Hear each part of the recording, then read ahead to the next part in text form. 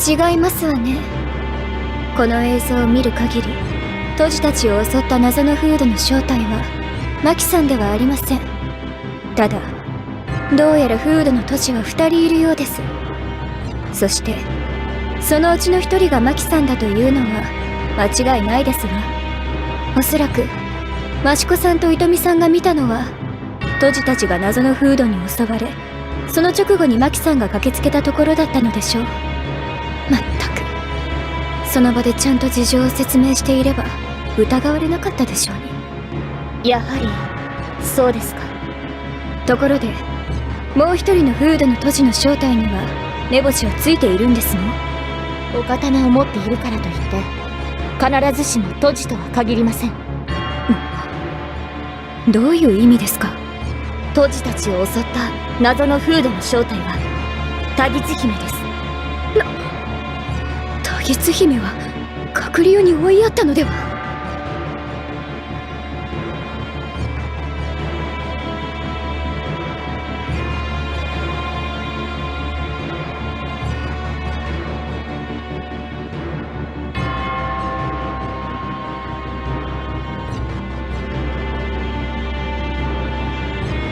あのトジの正体がタギツ姫？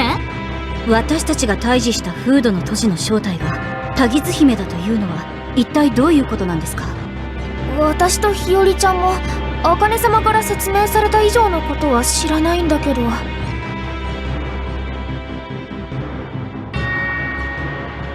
折紙ゆかりの中にいた大荒玉は私たちの攻撃を受けた後3つに分かれたそうだ。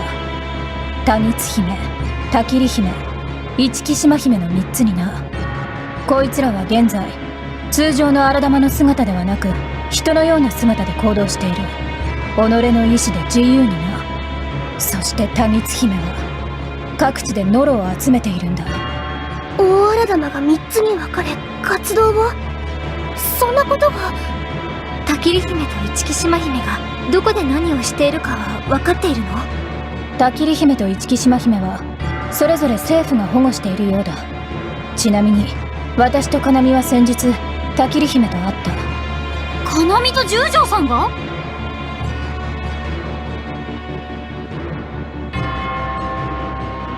いいなあ、私も会ってみて。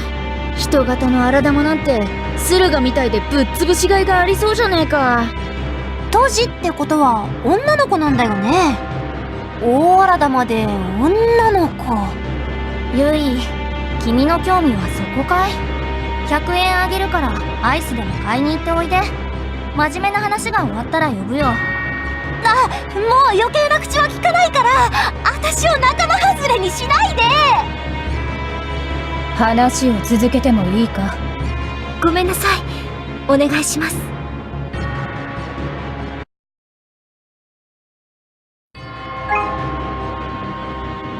大荒玉は私たちとの戦いでタギツ姫、タキリ姫、一木島姫の3つに分かれた。ここまではいいな。私たちはこの間タギツ姫にノロを奪われそうになったんだよね。まさかあれが大荒玉だったとはな。そうだと分かっていれば追いかけてぶっ潰したのに。タギツ姫がノロを集めているのは失った力を取り戻すためと考えていいのでしょうか？多分そうなんだと思う。タキリ姫がタギツ姫は力を得ているはずって言ってたし、それでね、私と日和ちゃんが会ったタキリ姫は一木島姫を差し出せって要求してきたの。一木島姫を？タキリ姫は一木島姫をどうするつもりなの？もしやタキリ姫も失った力を取り戻そうとしてる？タキリ姫は一木島姫と合体でもするんですかね。さらにその後でタギツ姫とも合体して分裂する前の力を取り戻すとか？そんな、せっかく隔離用に封印できたと思ってたのに。なんだか話が複雑になってきたね。結局僕らはこれからどうすればいいんだ？慌てるな。話はまだ終わっていない。実はね、私と日和ちゃんはちょっと前にタギツ姫と戦ったの。もちろん3つに分かれた後のタギツ姫とね。そうなの？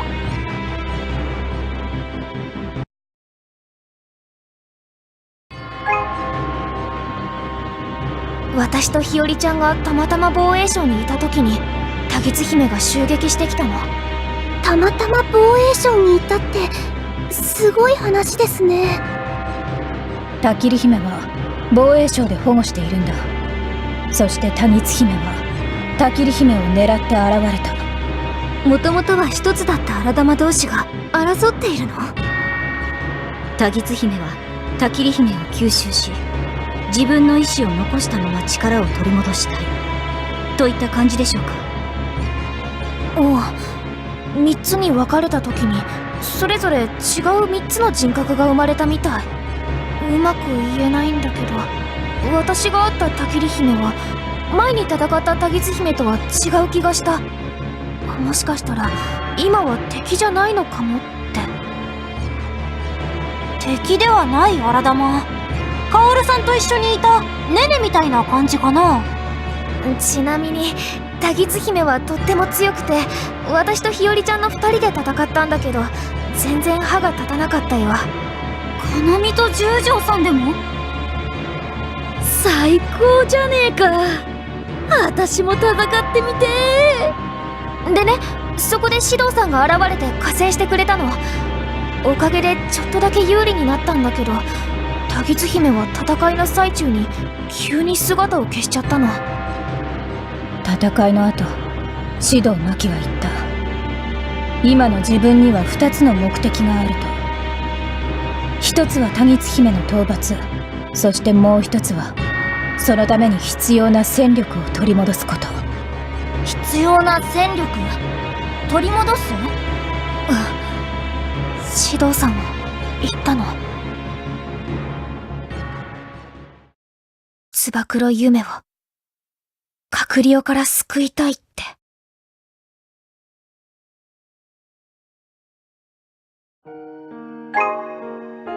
死んじゃったつば九郎さんを生き返らせるって本気なんですか？そんなの信じられません。一体どうやって？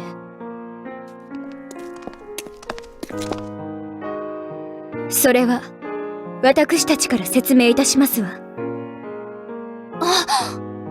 この花鈴鹿さんと指導真希さん。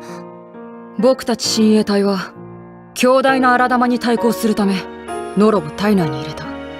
力を手に入れるためノロを受け入れ利用することにした。しかし夢は命を落とした。夢の死は私たちにとって簡単に受け入れられるものではなかった。何か方法はと探し求めざるを得なかった。そんな中、一つの可能性があると伺いましたの。あなた方が協力してくだされば夢を救うことができるかもしれない。協力なんてできません。ジーネ、急にどうしたの？そのつば九郎さんという人によって私たち木佐の拠点は壊滅させられました。そんな人を救うなんて協力できません。あの時の僕たちは真実を知らなかったんだ。だからって許せる話ではありません。まあ千恵さん、ひとまず鈴鹿さんの話を最後まで聞きませんか？わかりました。協力したくないというのは私個人の勝手な感情です。話を続けてください。ではその話の続きは私からさせてもらいましょうか。茜様？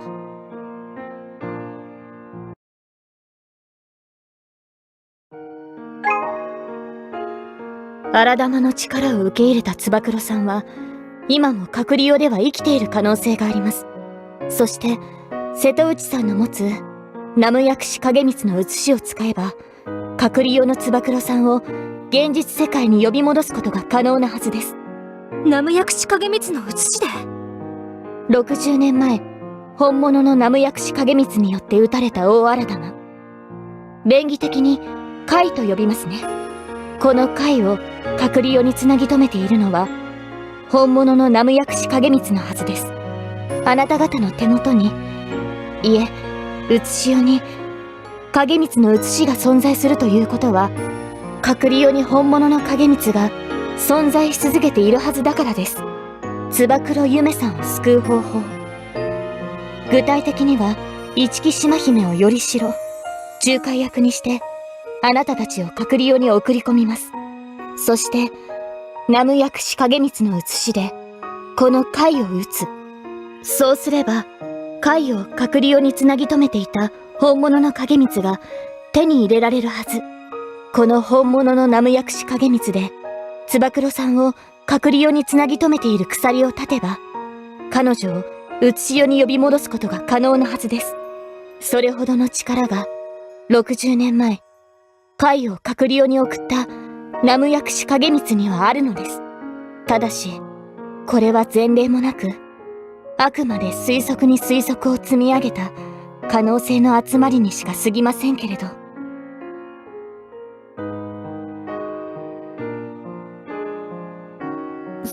そんな方法が。そもそもこの影光は複製ではなく写しだった。みほのちゃん、今の話理解できた？なんとか。私も全部は理解できてませんけど、写し世の人間が隠り世に行くだなんて本当に可能なんですか？そもそも私たちが隠り世に行って大丈夫なのかよ。そのまま戻ってこれなくなる可能性もあるんじゃねえのか？だからこそ、一木島姫に協力を仰ぐのです。彼女の協力があれば、不可能ではありません。知恵さん、どうする？話を聞く限り、ナムヤクシ影光の写しは絶対に必要みたいだけど。今まで僕たちがしたことを忘れてほしいとは言わない。けれど、夢を取り戻すのに協力してくれないか。すべては、タギツ姫を倒すために。夢の実力は、マキさんを凌駕しています。夢はタギツ姫と戦う上で、必要不可欠な戦力なのです。頼む！可能性がある限り、僕たちはそれにかけたい！お願いします。